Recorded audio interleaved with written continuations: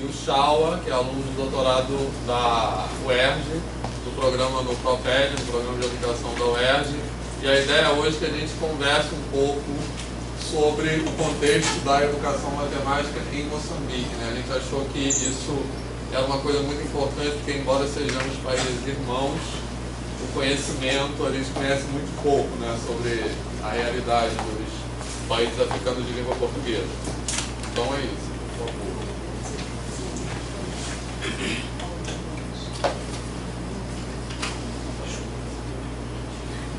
Obrigado. Boa tarde, colegas e professores. Na verdade, o que trago aqui é um pouco o projeto da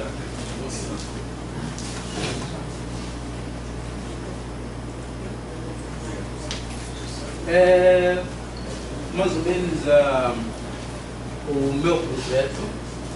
E o professor Vitor falou da educação matemática em Moçambique. Não aparece aqui na minha apresentação como título da apresentação, mas que ao longo da minha fala poderei dizer alguma coisa em relação à educação matemática em Moçambique, sobretudo os primeiros passos da educação matemática e etnomatemática em Moçambique. Primeiro quero agradecer ao professor Vitor por esta oportunidade. Vejo que esta é uma oportunidade para poder colher algum subsídio acerca da minha pesquisa, que afinal ela está no seu princípio, portanto ainda estou no A, B, C, ainda não cheguei nem no B, ainda estou a teclar o A. Então penso que a partir daqui eu possa sair com alguma ideia do que dá para fazer mais para a frente. E por isso as vossas contribuições serão bem-vindas. Talvez falar um pouco de mim mesmo. Sou de Moçambique, sou professor de matemática numa universidade de formação de professores, chamada Universidade Pedagógica. E antes de estar na Universidade Pedagógica, fui professor, primeiro de uma escola industrial, depois passei para uma escola secundária, portanto, dei os dois níveis do ensino secundário. Portanto, o nosso ensino lá secundário tem dois níveis, ensino secundário do primeiro grau e ensino secundário do segundo grau, que é de sétima a nona, agora de oitava a décima, e depois tem a 11ª, 12ª. Então, tive o privilégio de passar por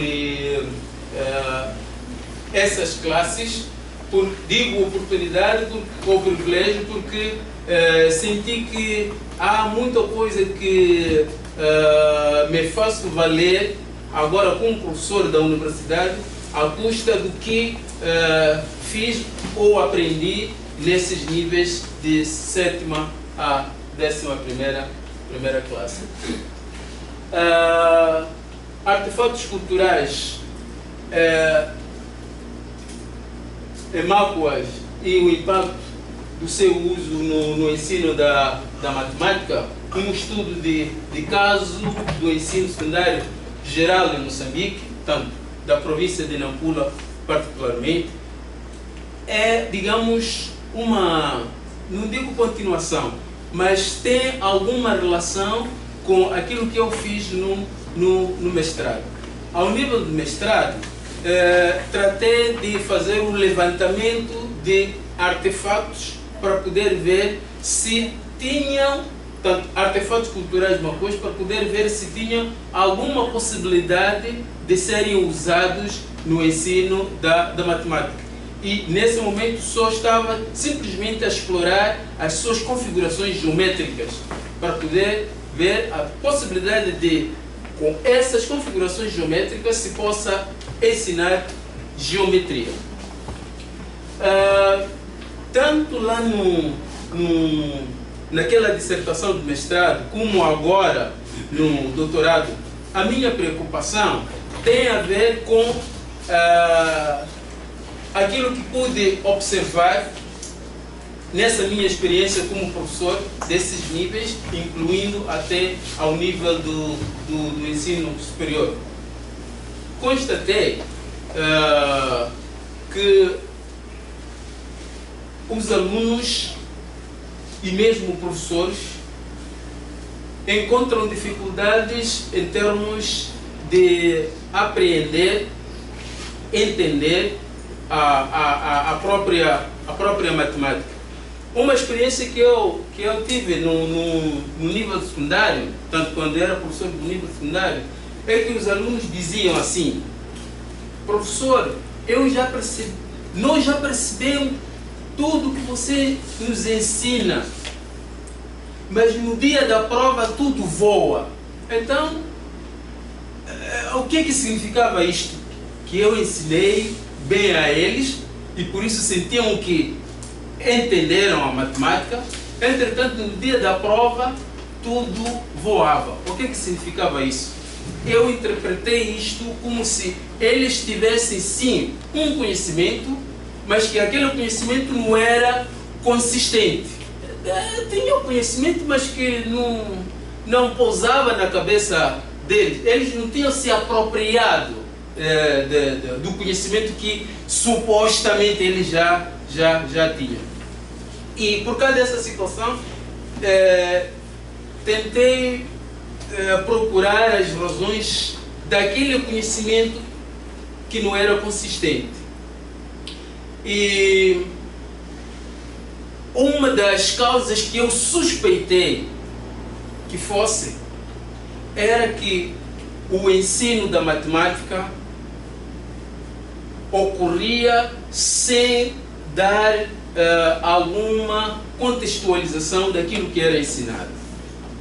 Portanto, ensinava-se a matemática, mas não havia contextualização daquilo que era ensinado, que era para o aluno poder ter alguma referência, no sentido de que no dia que se deu a matéria tal, era aquele dia que fizemos assim, e que o próprio aluno foi colocado a elaborar o próprio conhecimento. Digamos, foi um conhecimento imposto. Eu impunha ao meu aluno o conhecimento. Por isso que ele aprendia, supostamente, mas que o que ele aprendia voava no dia da prova. Portanto, um conhecimento inconsistente. Portanto, este é o que eu coloco como um problema da minha pesquisa.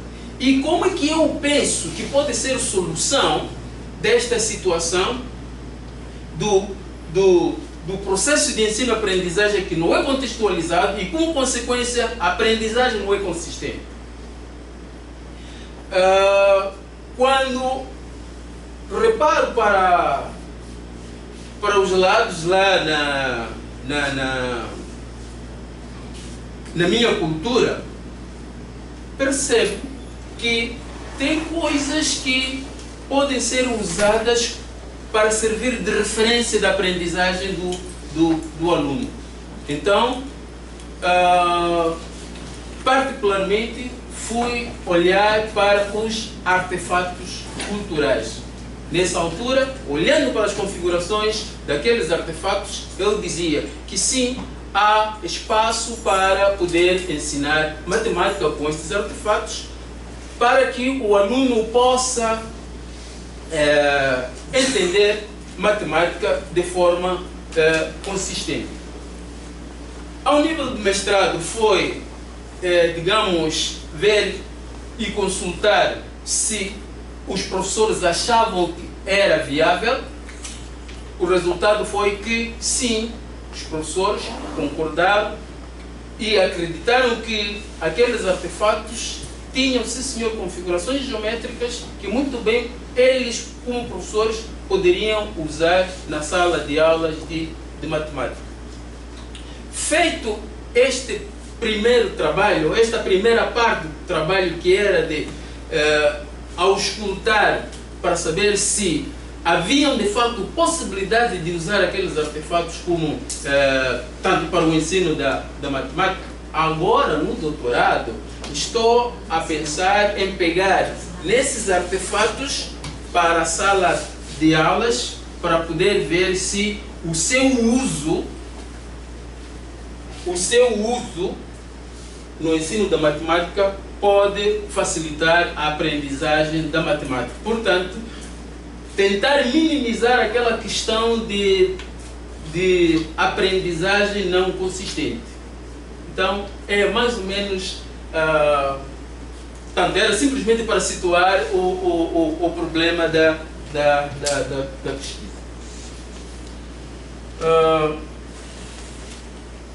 Bom, era mais ou menos isto.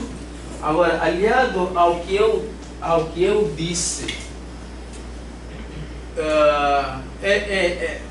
aparece uma questão. Por que nós ensinamos assim lá? Por que ensinamos matemática desta maneira? Por que eu, lá na 10ª, 11ª, 12ª, na 9ª, na 8ª, ensinei desta maneira? Porque não vou dizer que os professores ensinam assim. Eu também ensinei assim. Então, por que eu ensinei assim? Ocorre-me também pensar que, olha, nós fomos colonizados por Europa, concretamente por Portugal, e fomos impostos desde o tempo da colonização um tipo de currículo, e era um tipo de currículo que lá dentro não nos dava a possibilidade de olhar outra coisa, senão um ensino no padrão eurocentrista. Então, coloco aqui a questão do modelo eurocentrista do ensino. Depois da independência, tivemos a consciência de que tínhamos que ter um programa de ensino que atendesse a situação da nação, tudo isso. Mas há outras coisas que ainda ficaram por lá, colados àquele currículo eurocentrista, que ainda não conseguimos remover. Então, ao usar os artefatos culturais da etnia Imakua a que eu pertenço, entendo que poderia ser uma oportunidade não de remover completamente, se conseguirmos melhor ainda, mas de minimizar este excessivo eurocentrismo do modelo de ensino em Moçambique, particularmente da matemática.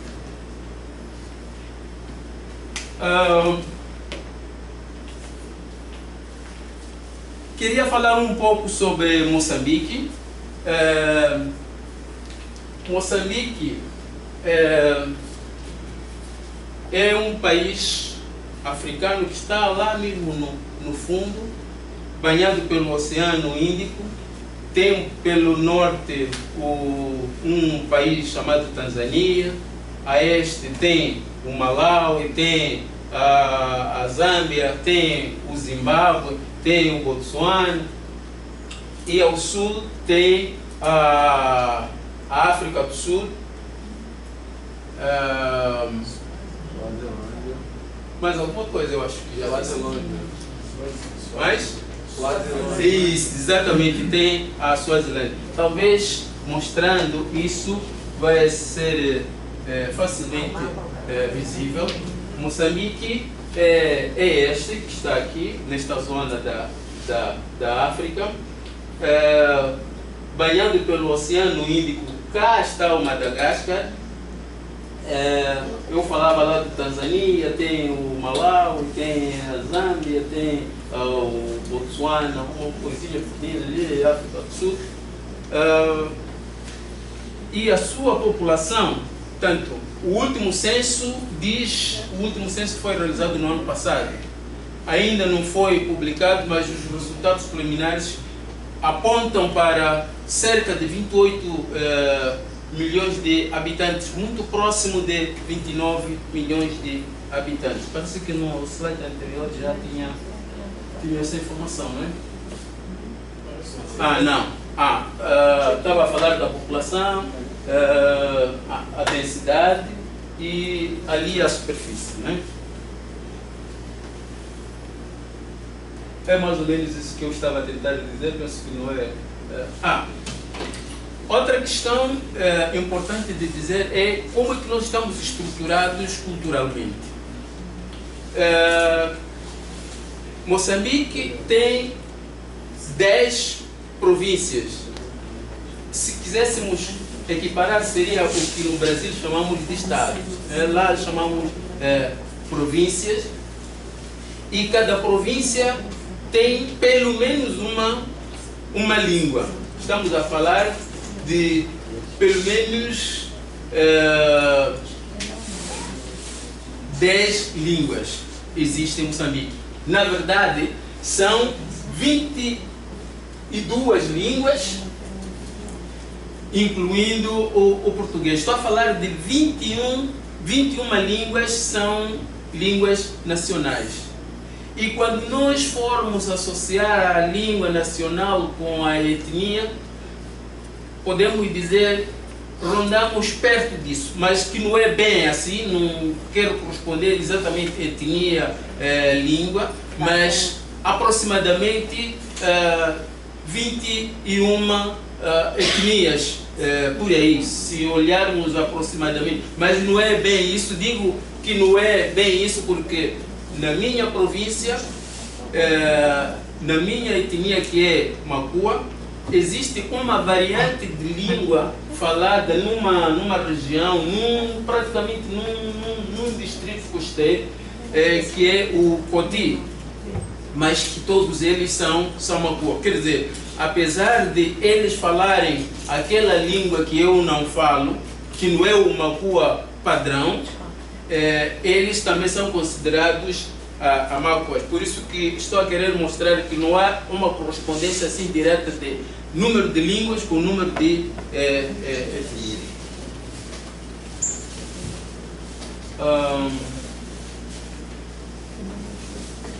Eu falei ali da localização de Moçambique,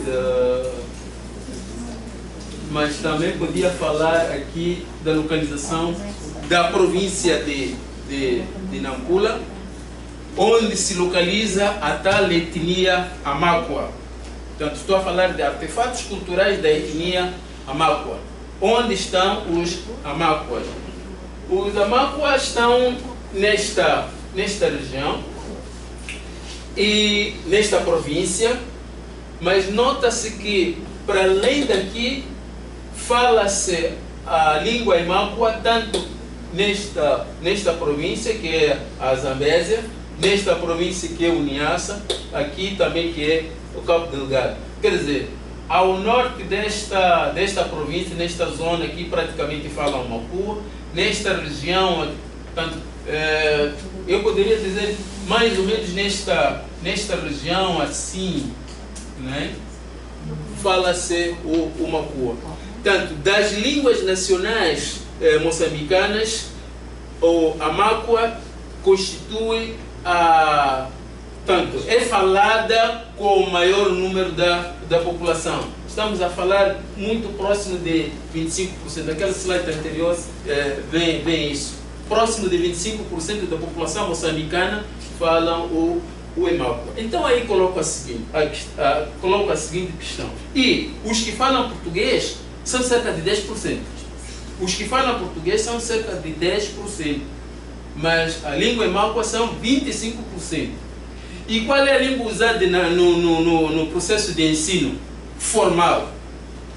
É o português.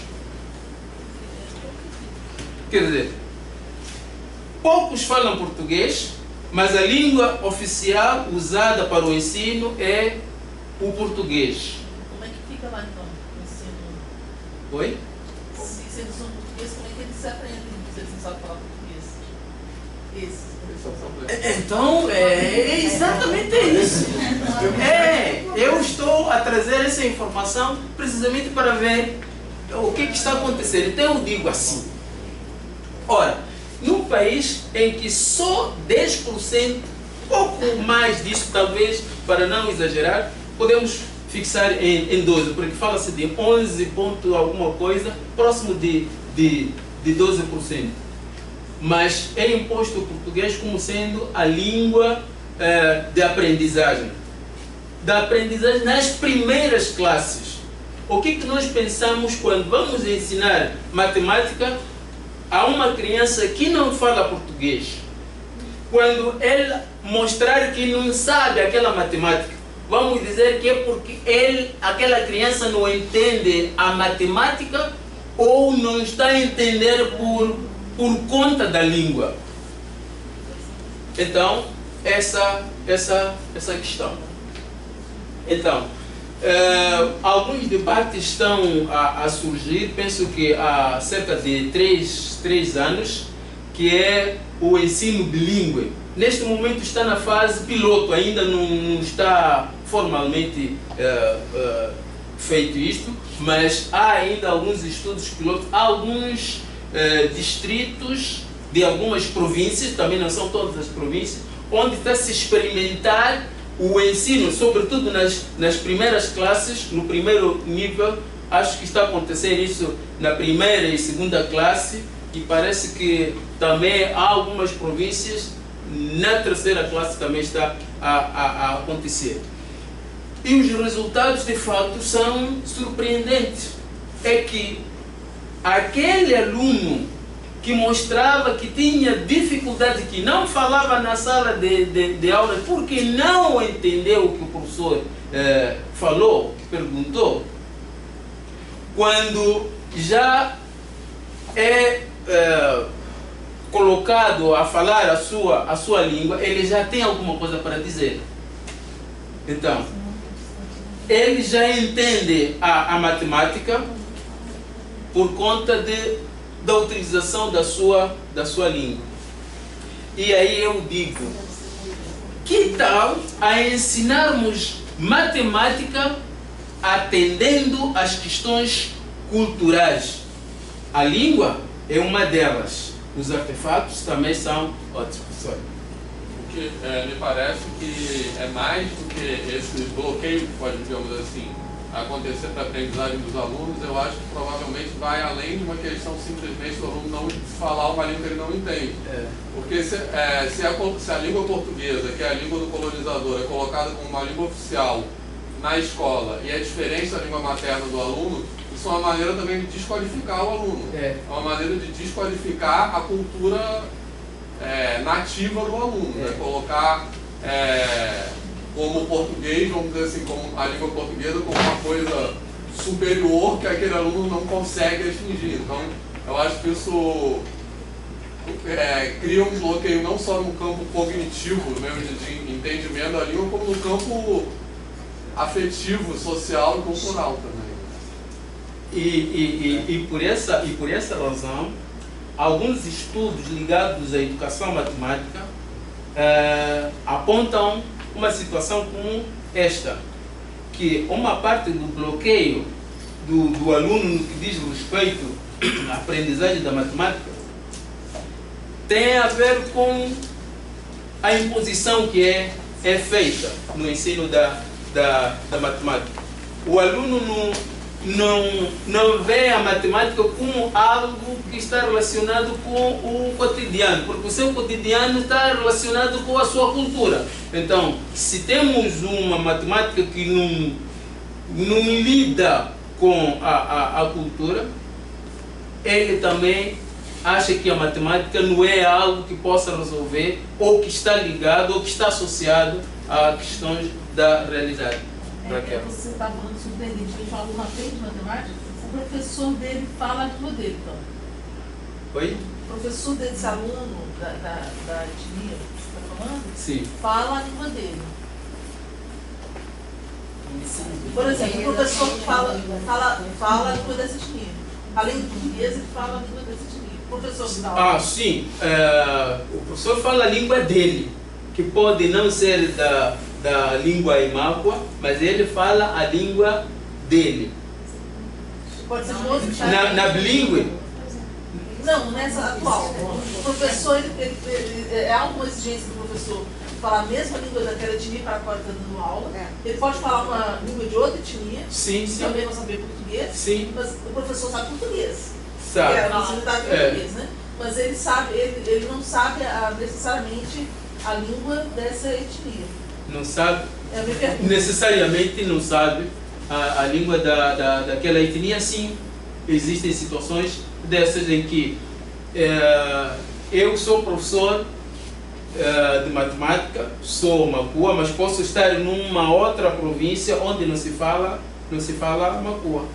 Mas se ele for da mesma província, seria ideal, né? Pelo menos isso. Melhor, o que nós notamos geralmente, portanto, a maior parte dos professores primários sempre acabam sendo da mesma província. São casos raros, portanto, são poucos casos em que um professor primário, estando numa província, sendo de uma certa província, pode dar aulas numa outra província. Não que seja proibido, mas geralmente o que tem acontecido é assim, porque o centro de formação de professores existem em quase todas as províncias para poder atender as questões locais em termos de formação de professores, sobretudo professores primários.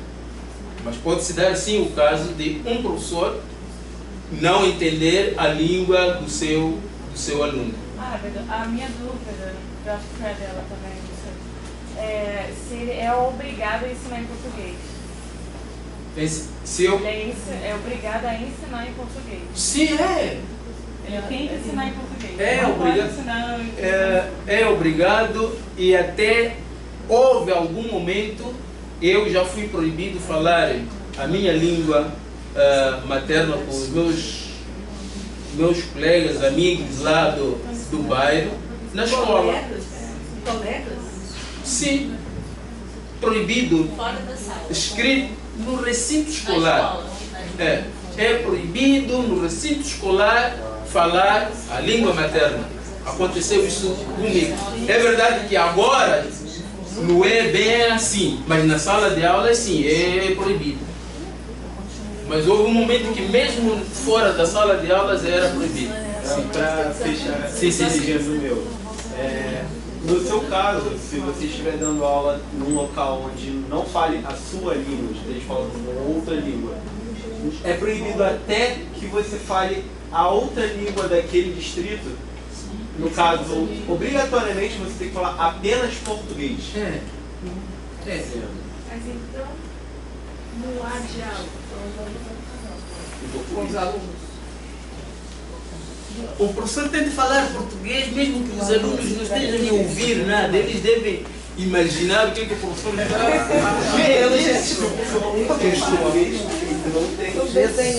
É isso, não há. Tem uma questão que se calhar pode ser esclarecedora.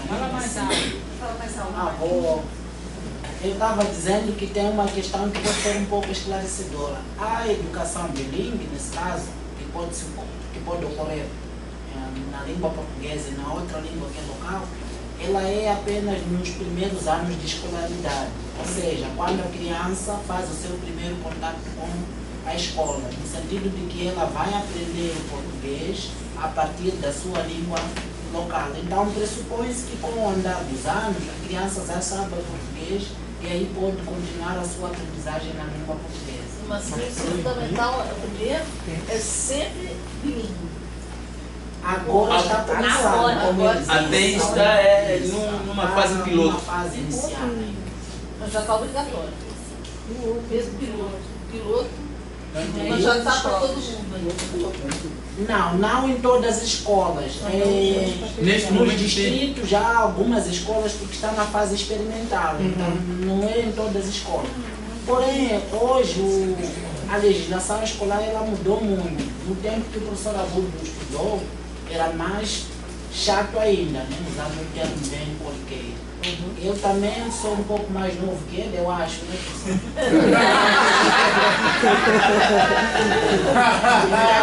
Então, Lá, ele trata a mim e diz mais velho, porque eu sou mais velho de fato em relação. E eu trato a ele de mais novo, porque ele de fato é mais novo. Antes dele, quando saímos, há de dizer obrigado, mais velho.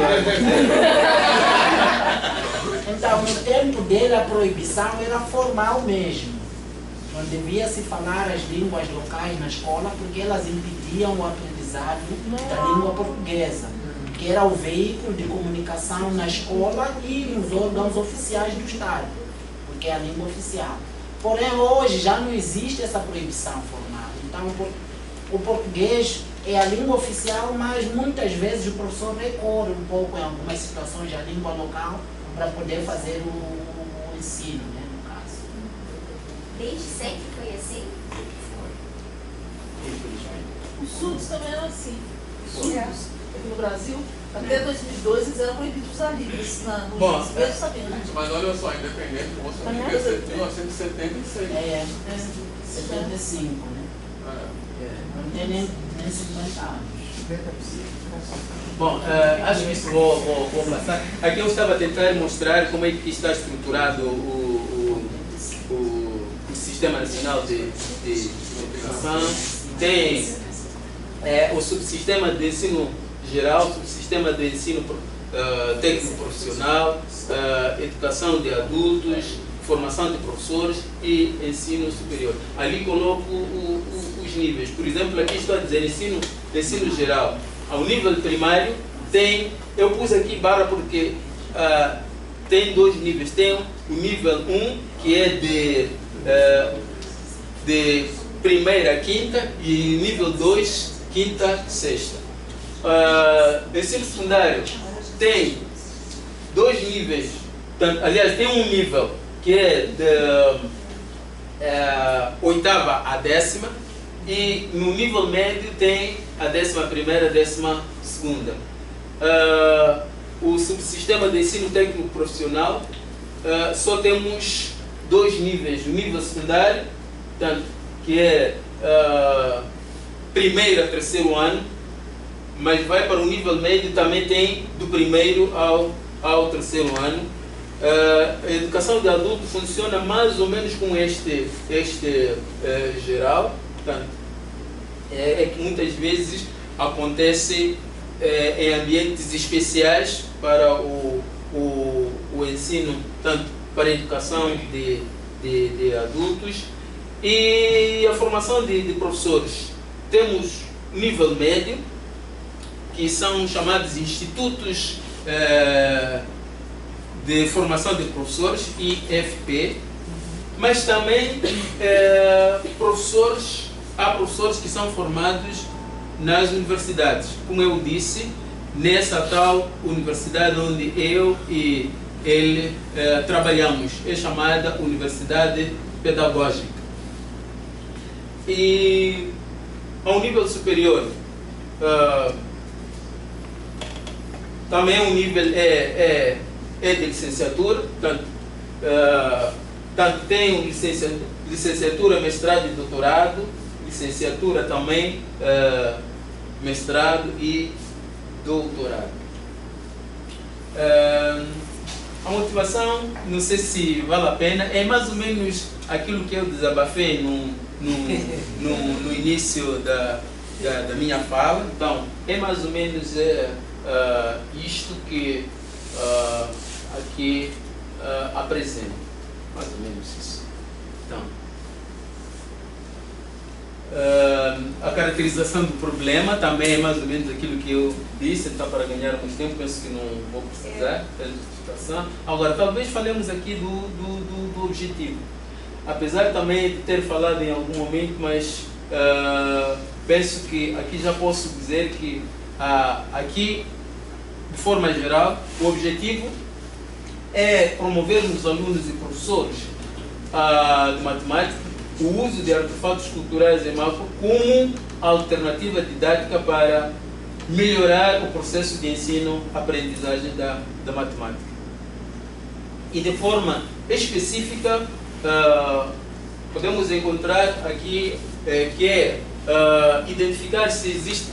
Como vou trabalhar com os artesãos, a ideia é ver se os artesãos fazem-se valer de algum conhecimento matemático. Tem alguma coisa de matemática que dá para observar nos artesãos, em que eles se fazem valer no processo de construção. Então seria uma das coisas que gostaria de observar, de identificar o nível de sensibilização dos professores. Mais uma vez, apesar deles terem me dado aquela ideia de que sim, há possibilidade, será que os professores concordam e acolhem a ideia de usarmos artefatos para ensinar matemática? Encontrar formas, estratégias pedagógicas. Quero, depois de ter esses artefatos, pensar em como é que, de forma didática, de forma pedagógica, esses artefatos podem ser usados. Porque não basta dizer assim, olha, estão aí artefatos, podem ser usados para ensinar matemática. Então, preciso também de encontrar estratégias pedagógicas que possam ajudar, de facto, que o uso de artefatos melhore o processo de ensino, aprendizagem da matemática. Avaliar o impacto, portanto, poder ver qual é o impacto do uso desses artefatos lá na sala de aulas. Verificar até que ponto o programa, os currículos, os livros, de que maneira está em relação a esta questão de eurocentrismo. Aquilo que eu digo, que existe um modelo eurocentrista, será que lá nos programas, nos livros, tem essa situação? E de outra maneira, será que lá nos livros, nos currículos, tem alguns sinais de que, de fato, podemos usar a cultura para ensinar matemática? Mesmo que não seja particularmente os artefatos, será? Então, é mais ou menos isso os objetivos. E outra coisa é achar que por via disso estarei a promover a cultura, particularmente a cultura Emaco, através dos seus artefatos. As questões de pesquisa são praticamente aqueles objetivos que eu coloco em forma de questões, só para poder me guiar no processo da elaboração da pesquisa. Então, você pode explicar, não está muito claro para mim, o que seriam esses artefatos? No fim eu vou tentar apresentar assim os tais artefatos. São objetos, digamos assim. Objetos. Eles têm problema com outras disciplinas, já que o problema assim, da língua é a mesma? Ciências? Sim. Porque aqui a gente tem, os alunos têm muito problema com matemática, né? Mas assim, é tão intenso o problema quanto... Lá os alunos têm também problemas com outras disciplinas, sim.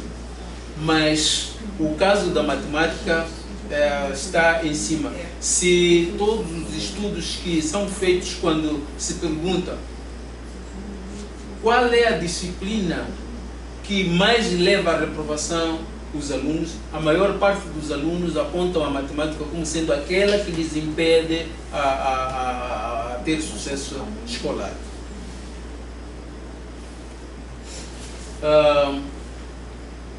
Hipoteticamente, portanto, eu acredito que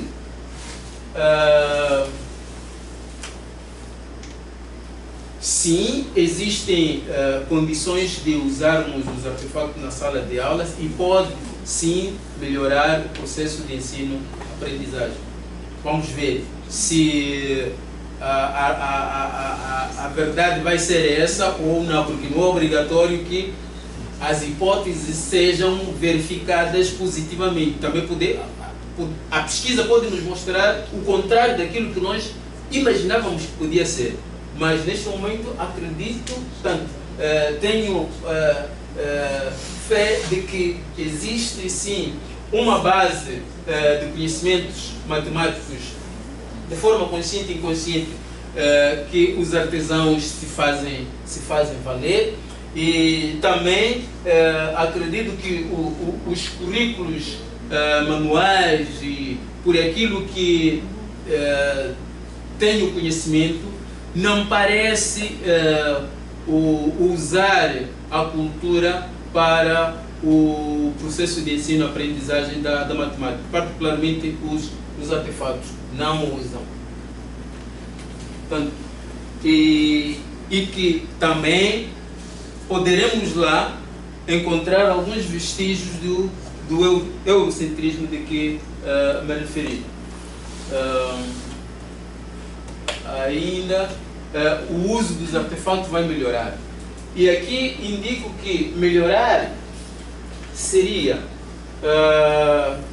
sentirmos que há estimulação da aprendizagem dos alunos, sentirmos que sim, o processo de ensino-aprendizagem já é contextualizado, sim, que há promoção de uma aprendizagem com referências culturais, sim, há incentivo por parte dos professores, tanto de forma criativa, no processo de ensino da matemática. Então, seria isto que consideraria como sendo os indicadores de melhoria do processo pelo uso dos artefatos culturais. Bom, esta aqui é uma proposta, eu próprio não tenho muita convicção que possa ser assim. É assim, estou a pensar aqui os artefatos sejam recolhidos em diferentes pontos da província de Nampula. E também o estudo seja percorrido exatamente nesses distritos. Primeiro, é recolher artefatos num determinado distrito e tentar usar numa escola lá para poder ver o seu efeito e trabalhar naturalmente com professores e estudantes daquela região. E aí vou juntar todos os professores, todos os artesãos, quer dizer, vou agrupar os artesãos em si, tem um grupo de artesãos, todos os professores entre si, tem um grupo de professores, alunos entre si, tenho lá grupo de alunos. Escolhi alguns distritos da província por uma razão muito simples. Uns distritos, pela sua localização, encontram-se na costa da província, na zona costeira da província, outros estão um pouco para o interior da província. Por que isto? Embora a cultura seja a mesma, existem artefatos específicos que caracterizam as zonas. Portanto, há uma maneira de ser cultural da região do litoral, chamada população do litoral, e também há uma maneira cultural um pouco específica, quer dizer, a grosso modo não é assim tão diferente, mas alguma coisa diferencia entre a população do interior e da zona costeira. Então, achei que posso encontrar alguns elementos específicos aí ao fazer esta separação.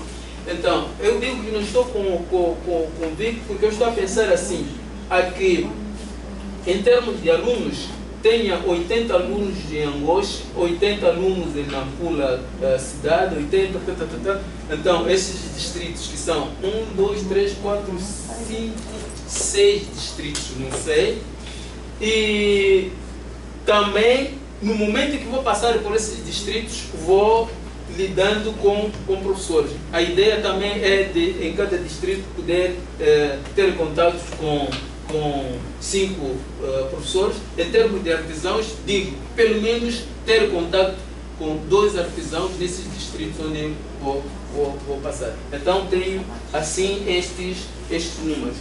E pela natureza da pesquisa, que depois vou falar mais a seguir, estou a querer separar em 2 grupos, o grupo experimental e o grupo de controle.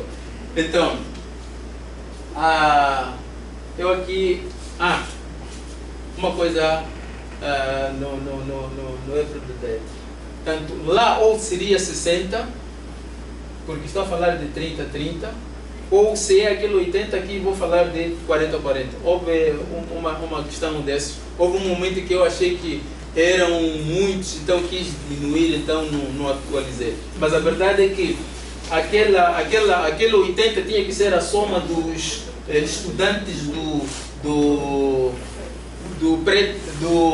grupo de controle e 40 também do grupo experimental. Então a ideia era essa. Vou explicar isso mais adiante. A ideia é, em termos de instrumento de pesquisa, usar 2 testes.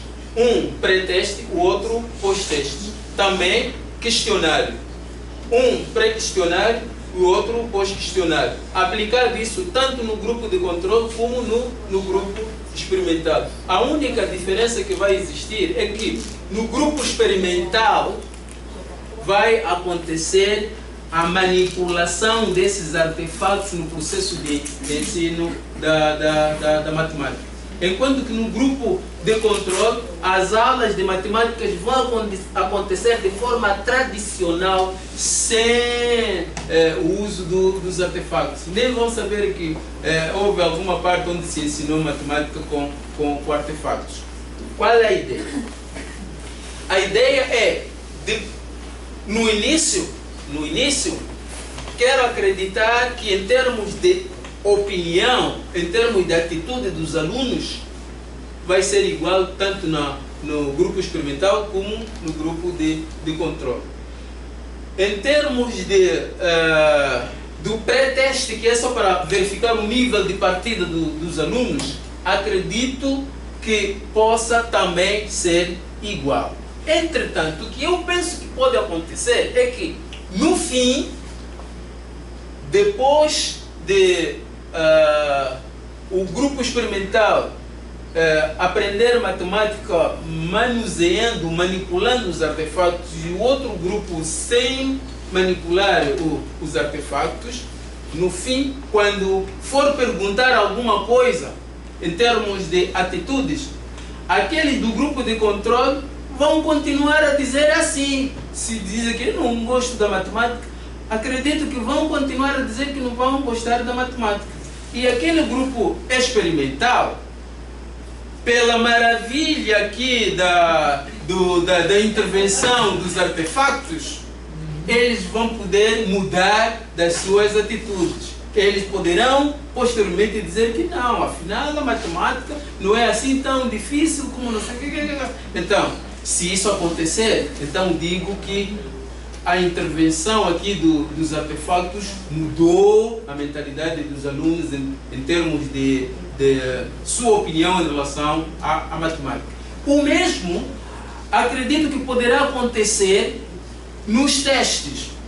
Aquela turma, aquele grupo de controle vai ter sim um certo resultado, mas que esse resultado provavelmente vai estar abaixo do resultado que eu vou ter no grupo experimental. Isso ao acontecer, o impacto de que me refiro, de facto vai existir. Então, é mais ou menos isso. Bom, aí acabei explicando slides que aqui, slides que estou aqui a colocar. Eu dizia assim, que tem esses dois grupos. Vão ter o pré-teste, os dois, vai ter o pós-teste, aliás, o pré-questionário, o pré-teste, os dois. Mas já no fim, vão ter as mesmas coisas, vão ter os questionários, os os testes, mas o que vai acontecer é que o grupo experimental é que vai ter a lecionação de aulas com o uso dos artefatos, enquanto que lá não. E o que se espera é que o resultado deste teste, este resultado aqui, a média daqui, deste teste vai ser maior do que a média daqui. O mesmo vai acontecer, as atitudes em relação à matemática para o grupo experimental vai ser, primeiro, maior do que era antes, segundo, maior do que em relação a outro grupo.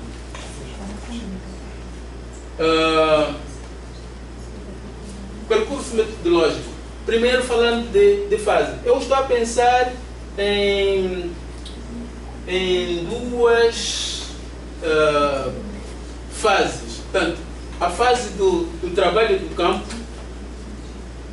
com artesãos, tanto, e quais são as atividades que eu estou a pensar, né? Tanto levantamento dos artefatos, aplicação de questionário para o caso dos artesãos vai ser digamos, uma entrevista. Trabalho com professores, tanto professores e alunos. Então estou a pensar também em realizar esta série de atividades. Portanto, vai acontecer quer dizer, o trabalho do campo vai acontecer com os artesãos, tanto no ambiente do artesanato e também no ambiente da escola. Posso uma pergunta? Sim. Tem duas perguntas. E onde é que vai acontecer, né? A primeira que você colocou lá, se necessário, eu acho que é necessário. Assim, porque você quer levantar o conhecimento matemático que você tem certeza, eu acho que eu também, que o artesão tem, né? Então você vai, imagina que você vai filmar ele produzindo a peça, né? E aí nesse momento não seria, eu não sei, por exemplo, por que você, não sei, se tiver linha paralela, por que você coloca isso aí, esse tipo de pergunta para esperar que ele, talvez a resposta que ele dê no momento, quer dizer, eu imagino que você faça perguntas para ele no momento que ele está produzindo a peça. Sim. Também, né? Para ver o que ele vai responder. Sim. E a outra questão que eu quero fazer, essa entrevista é feita na língua de etnia dele, foi feita em português, e se isso é permitido academicamente, mas falando que tem proibições, né? Porque assim, você não tinha, né, pelo menos, você não conseguia conversar na sua língua com um colega dentro do ambiente escolar. Mas no caso desse artesão, pode ser, ele sabe falar português? Não, pois vou dizer lá o tipo de pesquisa. Eu penso que de algum modo vai ter que entrar aí a etnografia. Porque eu sou daquela etnia, falo perfeitamente a língua que os artesãos falam, então penso que haverá uma boa comunicação. Aliás, vou fazer a questão de falar na língua local. É porque se a gente trabalha com surdo de várias línguas, é uma coisa para você.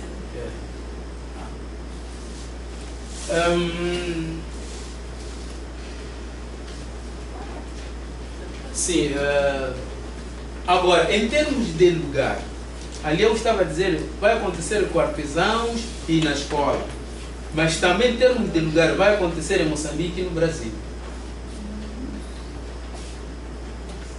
Quanto tempo você estima para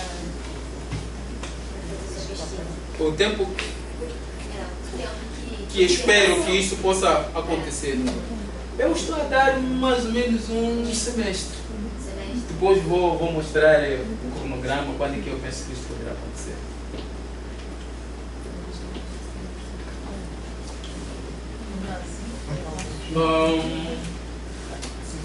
Bom, aqui estou a tentar mostrar como é que vou fazer a análise dos dados. Para aquela questão do método experimental, aquilo que eu estava aqui a explicar, existe o pacote estatístico SPSS, existe um teste o teste para duas amostras independentes, o chamado o t-test para amostras independentes, ele vai me mostrar, portanto, ele, depois de processar isso, ele vai me mostrar a média do grupo experimental de controle e faz a comparação. Então, ao nível de 95% de confiabilidade, poderei ver se a diferença existente, que eu acredito que possa existir, será significativa ou se será uma diferença ao acaso. Portanto, pode existir diferença, não ser significativa.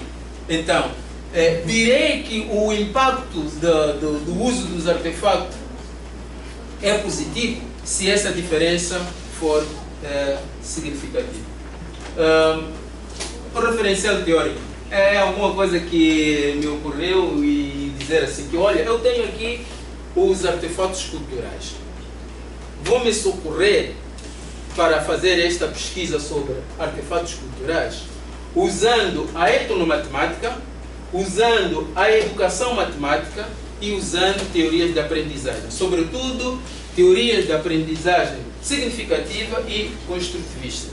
Mas eu tenho a consciência de que alguma coisa a mais poderei usar para construir esta pesquisa. Há bem pouco tempo estava num congresso em Uberlândia e pude participar num minicurso que é sobre a etnoeducação na Colômbia. E gostei imenso porque usou-se, como dizia o professor Tony, que olha, estou num minicurso que estão a usar o meu vocabulário. Então, senti que estavam a usar o meu vocabulário. Então, penso que também vou abrir o horizonte para a etnoeducação.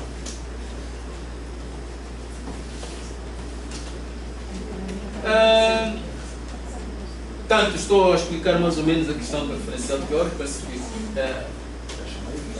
aqui estou a tentar trazer algumas leituras que já fiz, sobretudo leituras sobre a educação matemática e etnomatemática. Então, mais ou menos isso. Agora, quero só, para terminar, falar um pouco sobre a educação matemática em Moçambique. Os primeiros sinais de pesquisas em educação matemática em Moçambique. Moçambique teve a sua independência em 1975. A maior parte de professores ainda eram aqueles portugueses que ainda tiveram que ficar por lá. Portanto, tiveram coragem. Digo coragem porque há outros que fugiram, mas alguns ficaram por lá.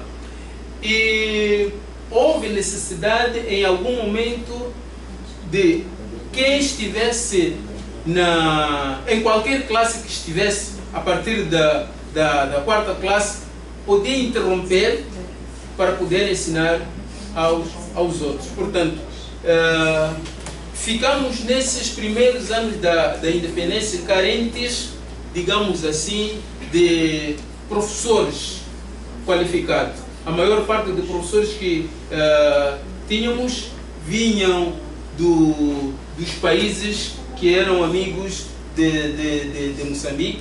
Na altura, nós estávamos alinhados com o socialismo, então vinham professores de Cuba, vinham professores da URSS, também vinham professores da ex-RDA, chamada República Democrática Alemã, e mais outros países. Então, era uma fase até lá com um pouco de carência.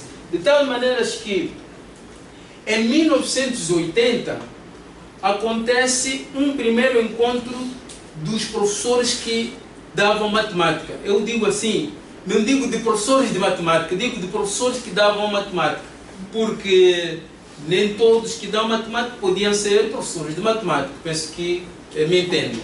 Então, pela primeira vez houve esse encontro. Foi organizado por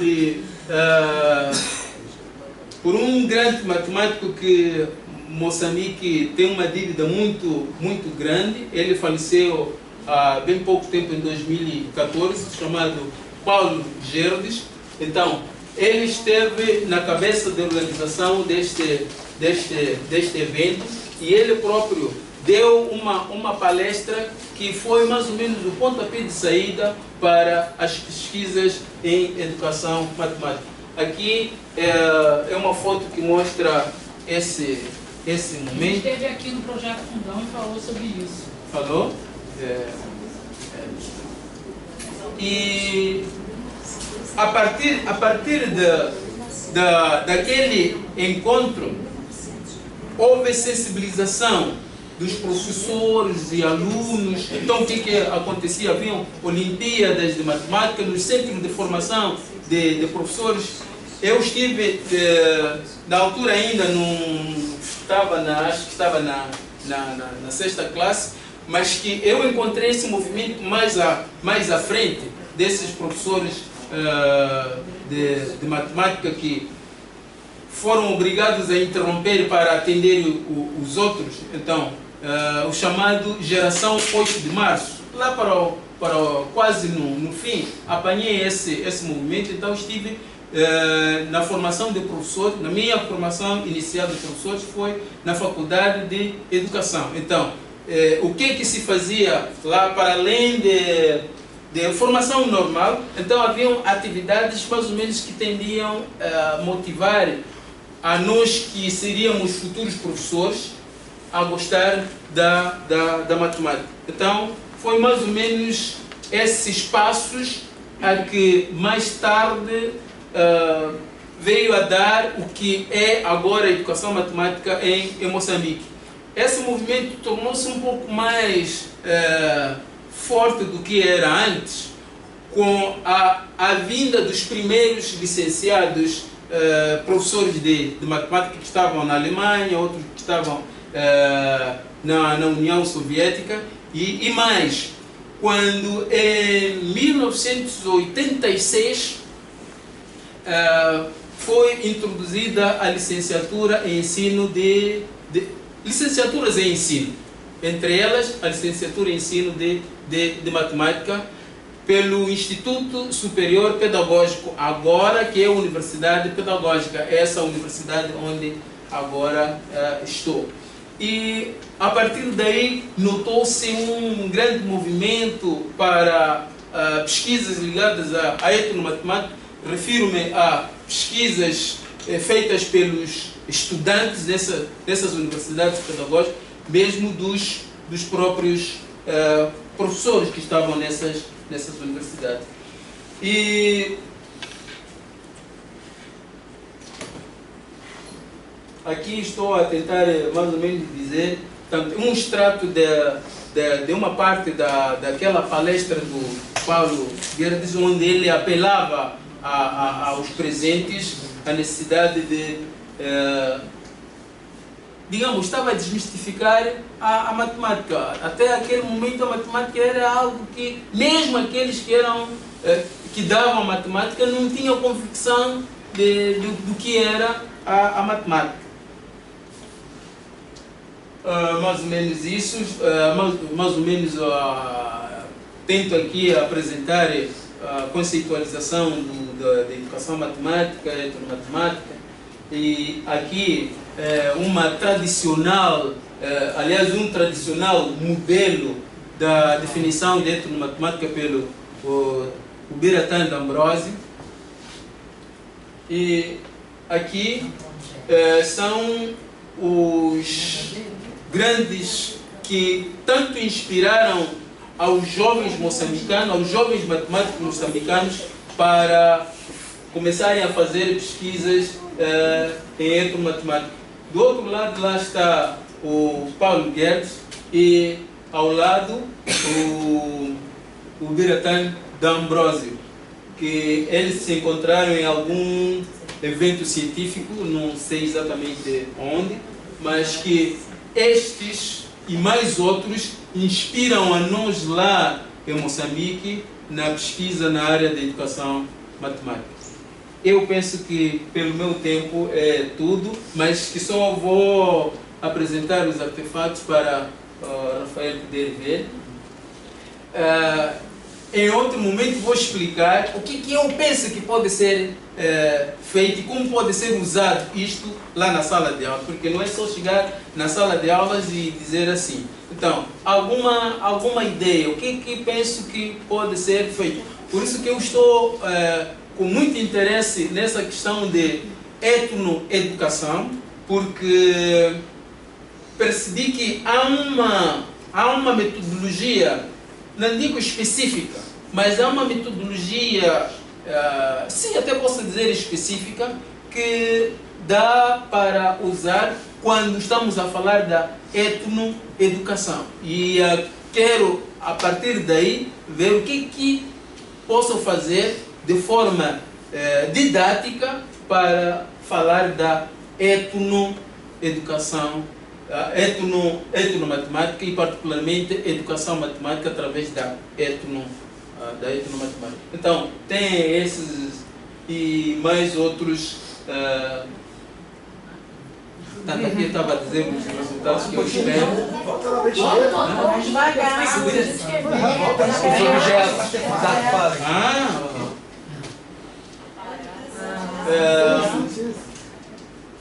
Este digo assim, olha, nós estamos a falar da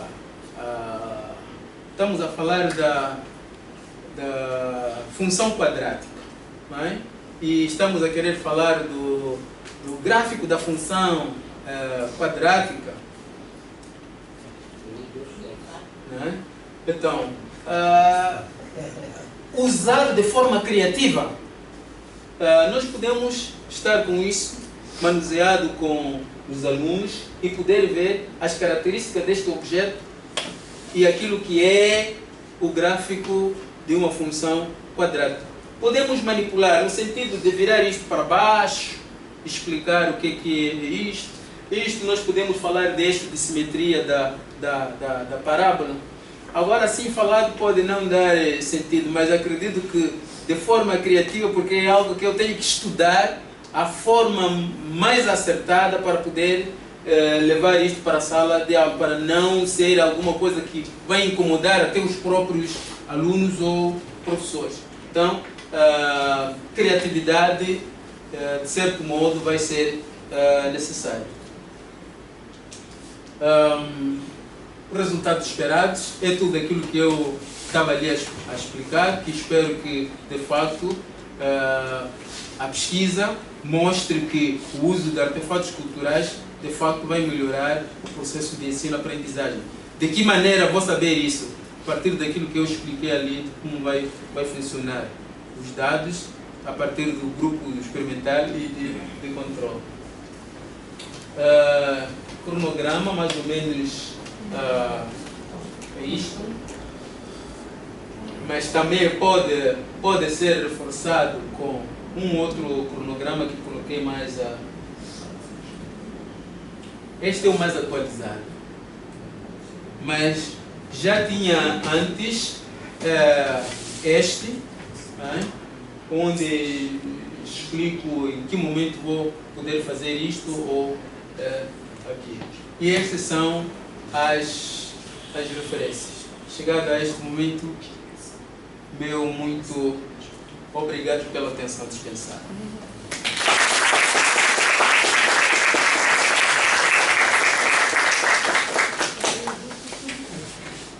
Vai falar um pouco? Uns minutinhos, só se me permitir, por favor. Bom, antes eu quero agradecer a presença, né, de todas e todos e o convite que me foi formulado pelo professor Vitor. Também é uma honra para mim estar diante do professor Abudo, o nosso mais velho, ele foi professor dos meus professores, então ele já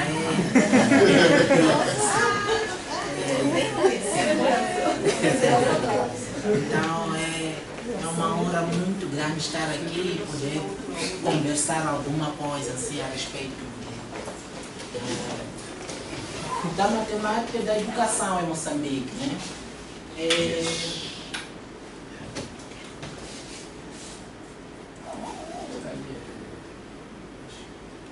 Aqui, né?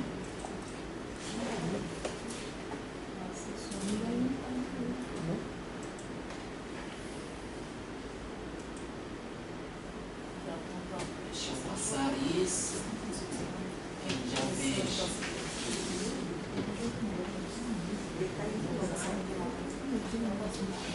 Será que mexe? Eu vou pular um conjunto. Não fala de... isso aí. Esse.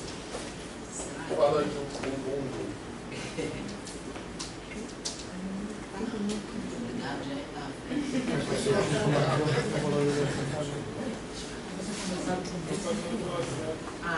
Senhores.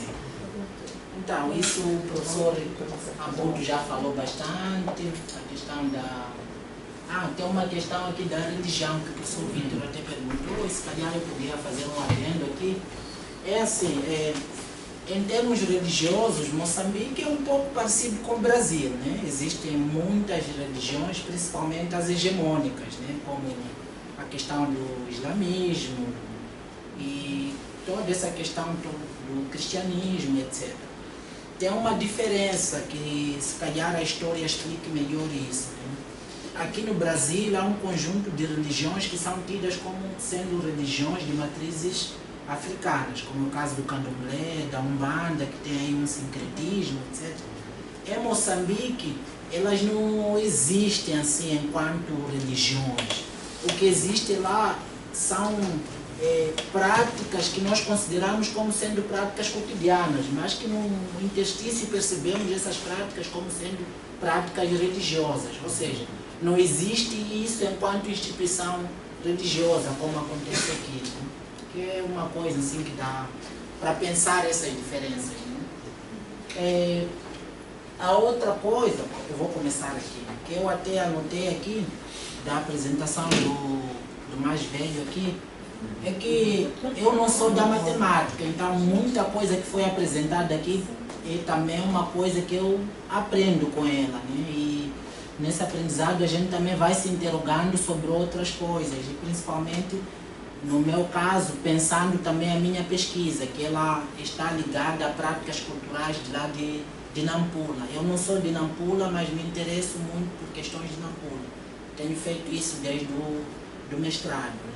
Então aí eu comecei a me perguntar, assim, para a professora Abudo, não é o momento certo, mas vou colocar isso, que isso também para todos e todas, né? Que é a questão de pensar assim, a proposta ela não é de uma outra matemática, é de pensar a matemática como ela é assim como vamos nos situar, porque nós estamos a falar de um contexto que sofreu coisas muito pesadas ao longo do período colonial, né? E as relações colonizador e colonizado não foram relações apenas que de alguma forma tiveram a sua marca física, etc.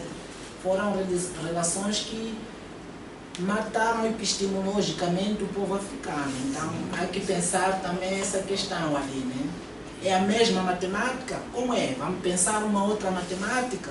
Porque de certeza existe uma outra matemática lá, né? Só uma deixa. Não, a ética matemática diz que é outra matemática. É outra, então se for assim eu fico mais feliz ainda, porque se pensarmos apenas em como pegar essa matemática e ir lá, ou seja, contextualizá-la, então estaremos aí de alguma forma retirando toda essa luta epistemológica que existe hoje no continente africano, né? Então, eu vou fazer um pequeno resumo aqui de alguns pontos, né? Muitos deles o professor Abudo aqui referiu-se, que é uma questão assim ligada à escola mesmo, ao cotidiano escolar, que é o meu foco de estudo. A primeira coisa é que nós tivemos um período colonial que, de alguma forma, foi muito discriminatório, né?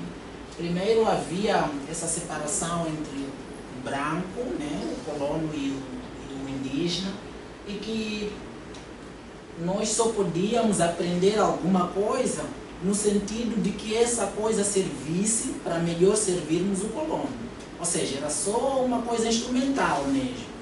Aprender a ser um melhor serviçal, seria mais ou menos isso, né? E além disso também é que o período colonial, por exemplo, ele teve marcas muito profundas.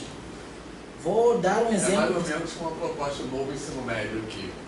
É parecida, né? Aprender a ser um melhor serviçal. Mas eu estava vendo essa observação, só que ao invés do colono, a gente tem a elite. Sim. E está se preparando uma escola que ensine as massas a melhor servir essa elite. Sim. E só. E veja sem como, pensar de preferência. Veja como isso era marcante. O indígena, ele tinha que fazer, por exemplo, 3 anos na primeira classe. Ou seja, ele entrou na primeira classe, aí tinha a primeira classe rudimentar, primeira classe elementar. O branco, ele entrava na primeira, passava para a segunda e ele está indo lá. Então, só para notar como isso foi produzindo uma grande diferença, né? De tal sorte que em 1975, quando Moçambique chegou à independência, contava-se que quase 92% da população moçambicana era analfabeta. Analfabeta, chama atenção a isso, no sentido de saber ler e escrever em português. Então não se considerava aí todo um conjunto de vivências, de línguas, culturas, etc., que faziam parte do povo moçambicano já há bastante tempo. Agora, com a independência, a educação ela muda um pouco. Há uma necessidade de mudança, mas essa mudança ela não foi no sentido de propiciar uma coisa que poderiam chamar de uma educação moçambicana. Por quê? Porque em 1965, Moçambique chega à independência e começa daí uma relação muito apegada aos países socialistas. Então a educação ela mudou, mas continuou ainda distante da realidade moçambicana. Ela passou de uma educação elitista, que era muito europeia, não é? De Portugal, etc., que é aquela que falamos aí a princípio, para uma educação que estava muito ligada à formação de um homem novo, mas no contexto do socialismo, e num contexto marxista-leninista. Ou seja, de uma realidade distante, foi-se para uma outra realidade também distante da realidade moçambicana, ou da realidade, se quisermos preencher isso, da realidade africana. Isso aconteceu e estava muito patente na primeira lei do Sistema Nacional de Educação, que foi aprovada em 1983. Então, um dos objetivos da lei era bem claro, assim, que era a formação de um homem novo. Esse homem novo, o que seria? Seria livre do obscurantismo, que estava ligado às práticas culturais dos povos moçambicanos, e também livre da formação burguesa, que estava ligado às práticas coloniais. Tá? Mas o homem novo estaria ligado aos valores do socialismo, do marxismo, do leninismo, etc. Era uma realidade também diferente da realidade do povo moçambicano, que o professor Ayuba aqui trouxe. A partir de 1992, surge aí um novo Sistema Nacional de Educação e pensou-se, isso fruto também do momento histórico particular de Moçambique, em 1976 começa a surgir focos de conflitos que depois se transformou numa guerra civil, podemos chamar assim, que durou 16 anos mais ou menos. Então, em 1992, depois de se assinar o Acordo Geral de Paz, havia necessidade de transformar as instituições públicas e até a ideia do Estado, etc., em um Estado democrático. Né?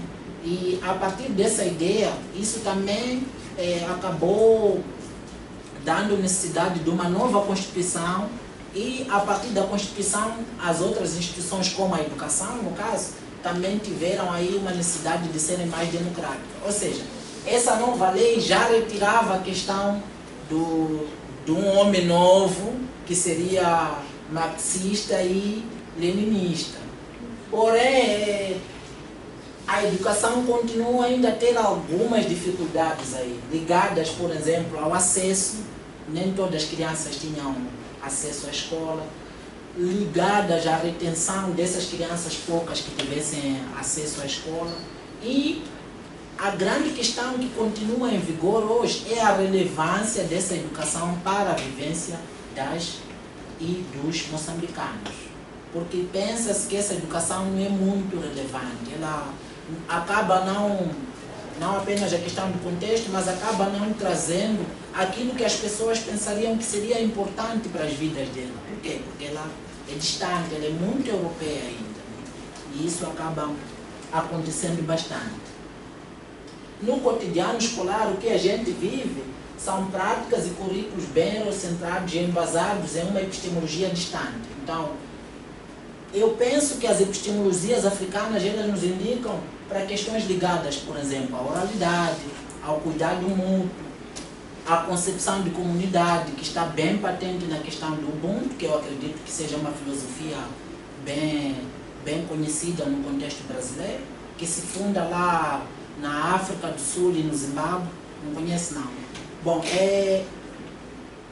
os povos da África Banto, onde Moçambique faz parte, têm uma origem comum, né? O deserto do Sahara lastrou-se e os povos passaram a ocupar outros territórios. Isso deu origem a vários grupos étnicos que fazem parte hoje do maior grupo, que é chamado o Banto, né? Moçambique é parte deste grupo Banto.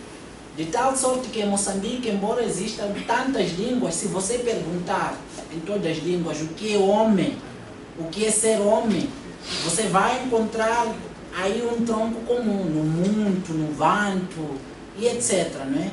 Então essa ideia toda realça a nossa origem comum. Né? E o Ubuntu ele vai partindo mais ou menos desse pressuposto para propor que a existência só pode ser compreendida a partir da existência de um outro ser. Ou seja, eu sou porque o outro é. A minha existência ela não é nada se não compreender a existência do outro. Então há uma necessidade de eu me encontrar com o outro para me perceber enquanto humano.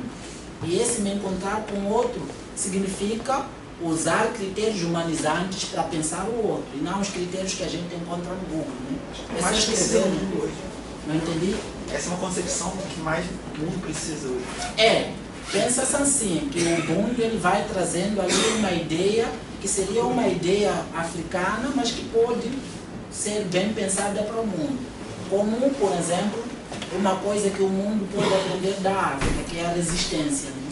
Eu penso às vezes que o continente africano não existiria, mas ele existe hoje porque ele tem uma coisa a ensinar ao mundo, que é a resistência. A África é o lugar que tem mais guerras, que tem mais fome, e etc. Mas está aí a incomodar a Europa agora. Se vocês prestarem atenção nas notícias, todos os dias estão aí africanos a incomodarem a Europa. E a Europa hoje usa um critério para pensar a questão de imigração totalmente diferente do critério que ela usou para ir para a África. Que é uma questão que temos que pensar. Então penso que essas questões todas ligadas ao contexto africano não se fazem sentir enquanto proposta curricular e proposta de prática dentro da escola. Daí a necessidade de pensarmos um conjunto de diálogos, que é o que eu vou falar mais à frente. Então tem crianças que entram pela primeira vez na escola, por exemplo, e se deparam com uma instituição, a escolar, que tem práticas, que tem culturas totalmente diferentes do que ela estava habituada fora da escola. Comigo aconteceu muito, eu lembro de um professor houve um tempo que o professor era autorizado a pegar uma régua e bater no aluno. Eu levei umas porque eu não conseguia dizer eu ouço, ou seja, conjugar o verbo ouvir. Coisa bem simples que eu aprendi depois. Por quê? Porque eu fui para a escola, eu não sabia falar o português, então primeiro tinha que aprender o português para depois aprender o que a escola me propunha. Então o professor entrou na sala certo dia, encontrou-me num lugar que não era o habitual, ele dizia assim, cada caranguejo no seu buraco. Aquela organização que o professor quer, né? E eu estava num outro lugar. Ele me perguntou se eu não teria entendido, ouvido a recomendação dele. Eu dizia para ele, eu ouvo. E ele ia me batendo, né? Até que um aluno sussurrou assim, eu ouço. Aí eu disse, eu ouço, e ele parou. Então, esse tipo de situações mostra um conjunto de organização e de pensamento da escola que é totalmente diferente do que a criança estava habituada lá no seu contexto. Aí, essa educação ela vai produzindo um conjunto de dificuldades que acabam caindo na questão da relevância da escola para a vida das pessoas. Em Nampula, por exemplo, tem uma questão particular. Os pais, eles podem ficar um ano letivo sem ir à escola. Nem um dia sequer para saber como que o aluno está, ele não vai. Mas quando chega a idade do aluno ir para os ritos de iniciação, que é uma prática muito comum no norte de Moçambique, o pai até pode ir ao banco fazer uma dívida enorme para propiciar a cerimônia para a criança. Então isso indica alguma coisa. Podemos não pensar isso, mas isso indica alguma coisa. Ele está dizendo que é relevante para aquela criança, que é uma coisa que a escola às vezes acaba não considerando. Então, o que eu penso é que há necessidade, tanto se pensarmos no contexto moçambicano como no contexto brasileiro, por conta das diferenças que também existem aqui, há necessidade de um diálogo. E esse diálogo, no caso concreto, ele vai nos indicar que nossos discursos de leitura sobre o outro, que são ressignificações, sempre vão precisar de uma atenção ali. E aí eu tenho me proposto que no caso, por exemplo, de brasileiros que tencionam compreender o contexto africano, precisam esses três aspectos aqui. Que primeiro, precisam considerar que a tradução linguístico-discursiva do que temos em vista, ela muitas das vezes não é aquela que precisamos. A gente muitas vezes entra no Google, escreve África e encontramos um conjunto de imagens que nos propiciam ideias pequenas sobre a África. Quando você conhece o continente africano, o teu horizonte muda. Você percebe que não é isto apenas, é muito mais do que isto. Então, penso que ali há uma necessidade de pensar nisso. O outro aspecto é que as relações e os encontros que os povos africanos estabeleceram com outros povos também mudaram o que é o continente africano. Se vocês lembrarem, antes do europeu chegar no continente africano, o árabe esteve lá primeiro. E com o árabe procedeu-se um encontro de trocas subjetivas. Hoje, se você perceber o que é o povo africano, vai perceber que ele tem muito do que é o árabe. Porque com o árabe não houve ali aquela coisa toda que aconteceu com o colonialismo português, no caso de Moçambique. O nome de Moçambique surge pelo nome de um árabe. Moçambique, de lá da ilha de Moçambique. Então, ou seja, o povo africano ele tem muita coisa do árabe, como o árabe tem muita coisa do povo africano, que é indicativo de um encontro bom. Quando dois povos se encontram, eles fazem trocas. Bem diferente do que aconteceu com o português, no caso de Moçambique. Então aí, quando você quer compreender o contexto africano hoje, também precisa compreender que ele se encontrou com outros povos. E que hoje o povo que se encontra com o africano não é europeu, não é americano, não é, sei lá, no caso de Moçambique, de outro país. Não, ele é concidadão. Ele é apenas um outro epistêmico, um outro que sabe uma outra coisa. Já não é... Os encontros que a gente faz hoje é com o outro concidadão. Então, compreender isso também pode tirar ali algumas nuvens que pairam muito em nossas ideias sobre a África. A outra coisa também são as diversas lutas dos povos africanos. Às vezes, o que eu quero o africano é viver só isso. Ele está lutando para ir para a Europa porque quer viver. Coisa muito simples que todos nós temos direito, né? Então aí compreender essas lutas talvez pode nos indicar aí uma outra forma de perceber o africano, que é o que eu vou me propor aqui, é o último slide, que é o diálogo em volta da fogueira, que é a minha questão de pesquisa hoje. eu tenho proposto que essas questões todas, essas diferenças todas, que de alguma forma requerem o diálogo, esse diálogo pode ser produzido em volta da fogueira. Considero a fogueira enquanto uma metáfora, mas ela é indicativa de um conjunto de elementos que eu acho que, considerados, podem de alguma forma nos propiciar o entendimento de com o outro e com o outro produzirmos uma humanidade. Porque a nossa humanidade, como o Ubuntu diz, né, só pode ser humanidade se considerar a humanidade do outro. Então, a primeira coisa da fogueira é o fogo. Nos ritos de iniciação em Nampula, por exemplo, as crianças aprendem a acender fogo. Pode ser caricato isso, né?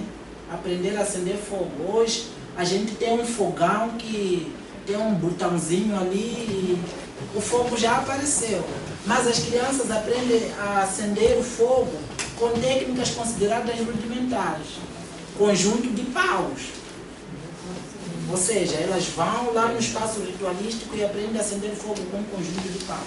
Por quê? Porque o fogo ele é indicativo de humanidade. Onde há fogo, há homem.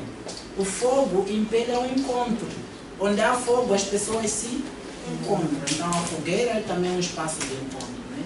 Onde vamos perceber que a humanidade africana ela tem a necessidade também hoje de se produzir em diálogo com outras humanidades. E o outro elemento que está no fogo e que está no fogo não, que está na fogueira e que também tem me chamado muita atenção é a questão do em primeiro lugar comer. Essa frase dita por Akili Mbembe, não sei se vocês conhecem o Akili Mbembe. Akili Mbembe é um camaronês que tem muitos livros, ele fala sobre o contexto africano, etc. Ele tem um livro chamado África Insubmissa, onde ele fala que para você compreender as subjetividades africanas hoje, precisa passar pelo prisma do, em primeiro lugar, comer, porque há muita busca de necessidades, de ter um carro, de colocar o filho numa boa escola, etc. Tal como aqui também existe, que às vezes o povo ele precisa ser compreendido a partir dessas pequenas coisas. Não quer dizer que essas coisas sejam as mais essenciais, mas hoje no continente africano, mais do que em outro lugar no mundo, por exemplo, há pessoas que precisam matar fome. Então, dificilmente você vai compreender essa pessoa se não passar por isso. Então, a situação atual do africano também nos impele a isso. E na fogueira, além das conversas que são produzidas, além do fogo, come-se, assa-se batata doce, assa-se mandioca, um conjunto de alimentos que servem não apenas para diversão, mas para matar a fome naquele momento que está-se a fazer uma coisa maior aí, que é a conversa. Né? Isso. Então a fogueira é um elemento que, por fim, penso eu, que nos impele a pensar coisas de sonho e de verdade, como canta o angolano Rui Mingas. Então, nosso desejo de liberdade hoje é muito punjante, assim, é muito está à flor da pele, né? Ele tem norteado muito o nosso pensamento hoje. Por quê? Porque queremos entrar em um movimento de criação e de consistência própria. Queremos ser nós africanos, queremos pensar sobre a África. Eu acho que o movimento que o professor Abudu propõe é esse movimento, de ir para lá, pensar as coisas como elas são no contexto autóctone, etc. No sentido de que, em termos epistemológicos, a África hoje ainda luta por sua liberdade epistemológica. Luta para mostrar que lá existe um conjunto de conhecimentos que ao longo do tempo foram considerados como não sendo conhecimentos, como sendo conhecimentos menores, etc. Tal como a questão das línguas. Né? Há um conjunto de línguas que são consideradas como línguas menores, como línguas que não devem estar nos espaços oficiais, etc. Eram apenas essas questões e muito obrigado.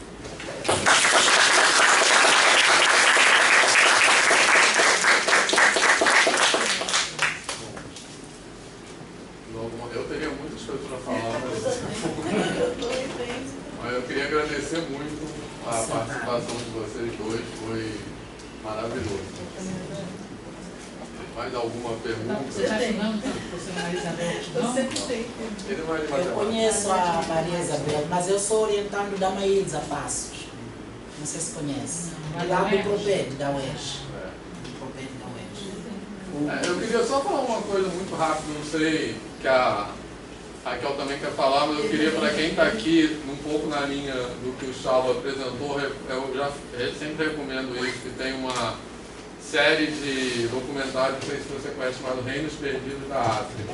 Conhece? Não conheço. São documentários da BBC. Já ouvi falar. Mas eu acho bem legais porque eles mostram o processo, são, se eu não me engano, 7 episódios, cada um fala de um povo antigo do continente africano, em diferentes lugares, e eles mostram o processo de invisibilização histórica dessas subjetividades, dessa cultura africana, como se fosse uma não cultura, como se a língua fosse uma não língua. E uma coisa em particular muito chocante é que, em uma certa altura, fala um depoimento de um africano que é professor em Oxford, na Inglaterra, e ele narra que um colega dele, professor de história de Oxford, tipo na década de 90, eu acredito que seja, falou que não existe uma história africana pré-colonização, que a história da África começa com a colonização, que eu acho que é um exemplo disso que você está falando, né, de como a gente precisa, hoje em dia no Brasil, mais do que nunca, olhar porque no Brasil estamos vivendo também a consequência de não conhecer a nossa própria história e de não dar a devida importância para as coisas graves que aconteceram na nossa história e na história não estou falando só da ditadura, história óbvio, recente. da ditadura, mas desde a colonização, né?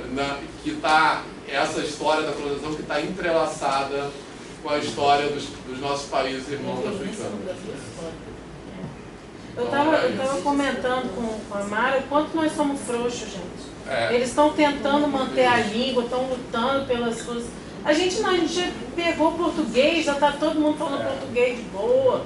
Alguns povos indígenas aqui e ali existem, mas a gente é tão dócil. Se você for no Museu Histórico Nacional, aliás, convido todos a irem, a gente começa a ver, tem um quadro no Museu Histórico Nacional que mostra os povos da África e como as pessoas se parecem em cada país. É impressionante, porque nós que somos brasileiros, a gente tem várias caras. Só que você se vê naqueles povos. Eu achei gente que se parece comigo, gente que parece com o meu marido, gente que parece com os meus amigos. A gente vê o quanto a gente está entrelaçado sem saber. E é um museu que vive as moscas, quase ninguém vai. Recomendo, quem é do Rio, essa história. que vá. Eu acho que a gente tem que precisar ser juntos. Quem? Não, só quero fazer uma pergunta bem bobinha. Eu queria saber qual é a graduação do senhor, da onde você veio estudado. Por exemplo, a gente vê aqui o professor, ele é da área da matemática. Eu gostaria de saber qual é a sua graduação e como teve essa interligação com a matemática, porque é interessante ter essa correlação. Interligação com a matemática. Eu acho que a interligação com mais isso. Interligação com a humanidade, né? Na real, eu só gostaria de saber. Bom, eu estava dizendo logo no começo que o mais velho aqui, ele é professor dos meus professores. Então eu fiz a minha graduação num curso parecido com o da pedagogia, mas um pouco diferente, que é o de administração e gestão de educação. Então uma área totalmente diferente daqui. Agora eu abraço, que está ligada à questão das culturas e identidades no cotidiano, no caso concreto, para pensar as questões de Nampula, que é onde eu moro. Agora, talvez contar uma pequena história que pode, de alguma forma, dar uma pista da minha implicação com essas causas. Eu nasci em Sofala, na Beira. Eu sou Sena, de uma etnia diferente da dele. Se nos propusermos agora a falar as nossas línguas maternas, não vamos nos entender. Então, quando você se propõe a sair de um lugar de Moçambique para um outro lugar, você se propõe também a aprender um conjunto de coisas diferentes das que você estava habituado no lugar onde você nasceu. Então, quando eu chego em Nampula, eu aprendo com um conjunto de crianças onde eu dava aula que eu não era iniciado. Os ritos de iniciação são uma instância que tem em vista introduzir jovens, né, ao que se percebe como sendo um estatuto de adulto. Então eu não tinha passado por esse ritual, porque lá onde eu nasci, esse ritual ele não se faz. Então, se você está num lugar onde a princípio quem ensina é adulto, eu era um adulto que era criança, porque não passou pelo rito de iniciação que me daria o estatuto de adulto. Ou seja, um conjunto de interrogações ali estavam sendo colocadas sobre a minha própria possibilidade de ensinar. Pode um infante ensinar? Será? Porque para aquelas crianças eu não era adulto. Então, a partir dali eu começo a pensar na minha história enquanto africano, enquanto inserido num contexto diferente, e principalmente nas questões culturais que vão norteando aí o nosso pensamento dentro da escola. Como é que essas questões estão na escola, como que a escola também está dentro dessas práticas.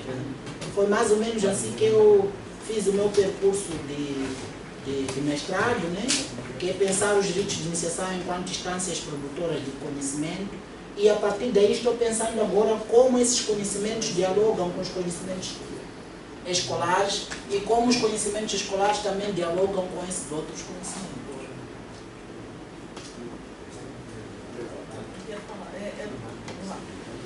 Estou esperando a Duda falar com a Duda. Ah, sim, ela quer falar com você. Vou pegar uma tradução. Ele tinha falado, ele começou falando que não era várias matemáticas, mas era uma só matemática. Eu acho pertinente o que ele falou. Mas por quê? Depois o Vitor falou que a etnomatemática diz que são várias matemáticas. Pode ser que sejam várias matemáticas. Mas a minha pergunta é a seguinte: eu acho que você talvez vai ter que delinear o que é a matemática para você poder investigar qual é a matemática, que é feita através dos artefatos. Se você não conseguir responder o que é a matemática, como é que você saber que essa pessoa faz matemática? Outra coisa, você vai usar a matemática europeia para avaliar se o que está sendo feito no seu país é a matemática. Como que você vai se desvencilhar dessa matemática europeia para poder avaliar? Porque senão você está avaliando já com o olhar europeu. Observe isso, você está avaliando com o olhar europeu. Exceto se você fizer um trabalho antropológico. O antropólogo, ele entra com um olhar, assim, ele entra naquela comunidade, esquecendo a parte dele, ou seja, o estudo não é um estudo antropológico, em vez de ser um estudo... entendeu o que eu estou dizendo? Eu acho que para você ter uma... Na verdade, eu acho que o processo é de investigação, ou seja, eu quero saber qual é a matemática que eu vou vazio, não vou levar nada que eu sei do meu conhecimento europeu. Eu vou vazio. E aí, o que eu estou observando aqui? E a partir disso, poder comparar com o europeu, talvez, se você quiser ou não. Mas definir o que mais. Senão, eu acho que você... quer dizer, uma pergunta que eu coloco aqui. Se você não está olhando de um olhar europeu para aquilo que está sendo feito ali. Porque o que você vê a proposta da parábola, aquilo tudo era feito na África. Perde-se os vestígios, né? Porque, ou seja, tem um trabalho histórico, o Gerardo perguntou hoje, né, lá. Tá vendo? Tem um trabalho histórico. Talvez você tenha que investigar, sim, em algum lugar lá, quais são os vestígios históricos que mostram se tinha parábolas lá, se tinha função, ou seja, coisas assim, para você ver se é matemática ou não, ou seja, o que há de matemática lá. Porque se você for olhar só, assim, vou montar uma função logarítmica, não sei o que, isso é coisa europeia. E você vai talvez concluir que não existe nenhuma, porque se você comparar com a europeia, nossa, nada se compara com isso que eu estou vendo. Mas o que você está vendo é europeu. E o que existe ali? Talvez as atividades deveriam eliminar a questão europeia, talvez. Eu acho. Posso complementar? Complementar, você quer falar? Desculpa. No caso, você falou que não pertence à etnia onde você faz a pesquisa, você trabalha. Você refletindo sua própria prática enquanto você estava lá, quando é que você conseguiu verificar que o seu trabalho andou, que a sua relação com os alunos foi melhor? Você consegue, você tem um resultado em mente, refletindo o que você fazia, refletindo sua própria prática com as crianças. Quando é que isso começou a andar? Consegue me responder? não sei se compreendi bem, né? A questão, mas é... A questão do pertencimento, partir de você ou das crianças. Ele está aqui, está querendo trabalhar esse conteúdo, esse contexto. Ou você, as crianças sentiram que você se pertenceu ao lugar ou você se sentiu doado no lugar? A princípio, isso até que me levou à pesquisa, né? Eu digo até que a minha pesquisa, de alguma forma, será uma busca de completude, porque eu me sentia, de alguma forma, dentro de um conjunto, porque no contexto nortenho é estranho um adulto que não tenha passado pelos ritos de iniciação. Então, aí, por um lado, eu é que me sentia, de alguma forma, se eu tinha legitimidade para, naquele contexto, me servir da profissão de professor para aquelas crianças, aqueles meninos e meninas que já passaram pelos ritos de iniciação, né? Claro, há uma compreensão de que os ritos de iniciação não são apenas a circuncisão. A circuncisão é uma coisa que acontece dentro dos ritos de iniciação, mas acontece também no hospital, por exemplo. Então, lá no contexto de Nampula já se compreende isso. Então, a questão que você me colocou, por exemplo, eu encontrava assim, uma resposta para ela a partir da conversa com as pessoas de Nampula. E uma delas é um professor muito antigo de Nampula, que também já faleceu, que é o professor Viegas. Eu fui ter com o professor Viegas para entender como é que eu poderia, de alguma forma, pensar essas questões, né? Porque ele já tinha um histórico de muito estudo e muito pensamento sobre a questão das culturas lá em Nampula. E ele me respondeu assim, em forma de um provérbio, assim, que é muito comum também no contexto africano. Ele me disse assim, olha, todos nós temos uma língua. E a língua ela pode ser curta, pode ser grossa, fina, comprida, sei lá, do jeito que for. Mas nunca alguém não conseguiu lamber os seus próprios lábios. Então, se todos nós conseguimos lamber os nossos lábios com a nossa língua, você também pode fazer aí alguma coisa. É o que o professor Viegas me dizia em 2014. Então, isso me fez pensar que as nossas pesquisas não são apenas pesquisas com a intenção de responder uma coisa maior, ligada, são também uma coisa que, de alguma forma, busca responder alguma coisa que nos implica, que está aí colocado. E foi mais ou menos nesse contexto que eu pensei, assim, que a partir daí o meu olhar ele vai ser diferente e procurar também compreender como esse encontro meu, porque eu sou diferente com eles, pode também propiciar trocas aí. De um lado eu aprendo com eles, e do outro lado eles também aprendem alguma coisa comigo. Se eu tiver tudo ensinado. No caso, existe um momento que a partir deste você está se profissionalizando dentro da sua pesquisa na relação com os alunos. Isso. Mas e os alunos que te aceitaram esse tipo de, por exemplo, é completamente diferente você entrar em sala de aula e firmar a posição como professor, e existe um outro relacionamento, onde o aluno vê você o professor. Sim. Porque ele pode ficar pregado na cadeira e não está... É verdade. Entendeu? E isso está muito relacionado à questão da cultura, no meu ponto de vista. É verdade. Então, essa aceitação partiu dos alunos em relação a você em um determinado tempo. O que eu também compreendi, desculpa de interromper, é que nos ritos de iniciação a diferença que se realça, ela não ultrapassa os elementos de identificação com os ritos. Ou seja, não é o fato de, por exemplo, a parteira não ter sido iniciada que ela não pode fazer o parto.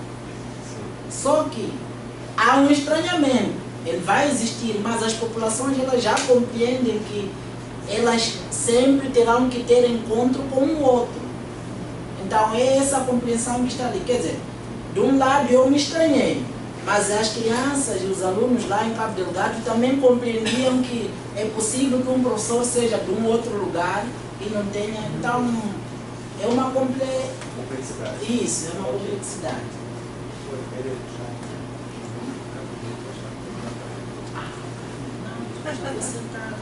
Não, tem mais uma pergunta, não?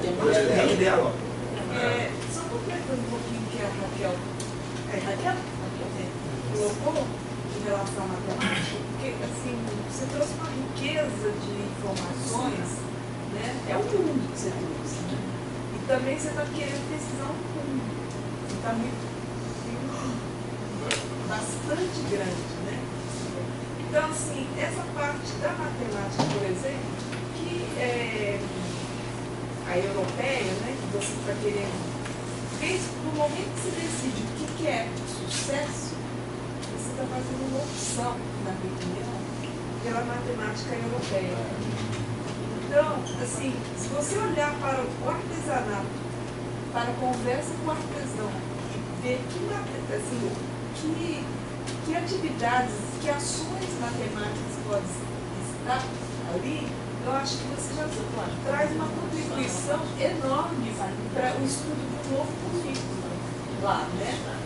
Então daí, assim, eu até falaria do trabalho da Gelsa Schlichting, que é muito, acho que você se identificaria muito com o trabalho da ética, né? Eu não tinha visto. Mas assim, é que ele deu um destaque, né, para o Biratã aqui no caso, que eu acho que assim, seria fantástico, realmente, se você fizesse, porque você tem um trabalho muito grande e vai ser muito rico. Só que assim, quando eu o período de tempo que você quer, né? Mas é grande. Bom, só acrescentando também, eu ia depois falar com eles, mas eu ia sugerir que eu acho que tem que ter grupo de controle, um pouco nesse sentido. Tem que ver o que é feito, o que é produzido ali, né, sem comparar com nada. Eu concordo inteiramente com a Terezinha e a Raquel falaram que você tem que olhar dentro do contexto, que é um pouco, muito que o Charles falou, de buscar a epistemologia africana mesmo, buscar a epistemologia daquela cultura. Eu olhei aquele arco e flecha, estava falando com ele. Aquilo para mim é um arco e flecha de Oxóssi, que eu sou filho de Oxóssi. Não me parábola nenhuma. Posso, só complementando e respondendo, essa questão que vocês levantaram, né, ela levantou, e a senhora, desculpa, levantaram, está contemplado ali quando ele, de fato, ele botou muita informação e a gente perdeu. Mas tem uma, quando ele vai entrevistar o artesão, ele quer ver essa matemática ali. Isso está previsto, isso já está, isso é um elemento. Mas a gente não vai parar ali, esse é um dos elementos. Até para citar um africano, como o Samuel Camacho, que você tem que ter as armas do inimigo. Você tem que conhecer. Então, você não vai ficar só naquele mundo ali. Você quer que aquele cara seja cidadão do mundo, nesse mundo globalizado, você não vai ficar localmente. Você tem que conhecer, reconhecer a epistemologia local, mas você tem que ter as ferramentas do outro também. Então, a gente aqui tem essa parte, que vai entrevistar o artesão, ele vai ver qual é a matemática ali, mas vai também ensinar a matemática. A matemática é um pouco do mundo, então o cara ele quer ser cidadão. Então, ele vai ensinar essa tal matemática. Mas ele não deu tempo de falar, mas aquela proposta inicial de simetria tem uma matemática que é universal. A questão de simetria, em qualquer cultura existe esse elemento que é uma questão de evolução. Então isso, em qualquer cultura existe. Então a gente vai conversar por aí. Então está contemplada a questão local, tem essa matemática que é uma matemática universal, que é simetria, que é evolução. E tem a outra questão que você tem que conhecer também. Essa é porque é cidadão. Porque eu cheguei aonde estou, porque eu aprendi essa então, a gente não vai limitar o cara ali. Se ele quiser, ele pode. Então, quando você passa a entender a matemática que é produzida ali localmente, você até escrever aqui, você começa a gerar uma matemática híbrida, que é a deles, a europeia, a universal. Então, eles vão ter em mãos ferramentas importantíssimas ali, né? Mas sem olhar para aquela matemática que eles produzem, eles dificilmente vão dominar a europeia, né? Mas é que a matemática europeia na escola não atua subjetivamente para desqualificar. Acho que esse é um cuidado que tem que ter. Mas isso está também complementar o que a gente chama de matemática europeia, cultura europeia, não é uma cultura europeia de vários povos, que por uma questão geográfica, eles conseguiram se comunicar e trocar informações. Então isso que a gente chama de cultura europeia é uma mistura de várias culturas, que na África foi mais difícil. Então, quer dizer, já é várias culturas, não é uma cultura europeia, a gente fala, mas é vários povos, Índia, por questões geográficas, conseguiu se comunicar.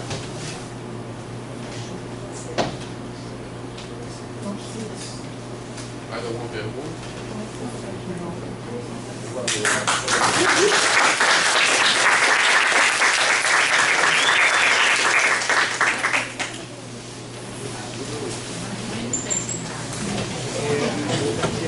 Obrigado.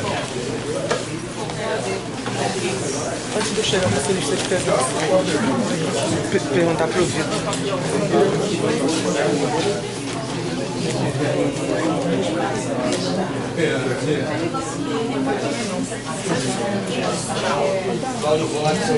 Já falei, está. Vai tocar.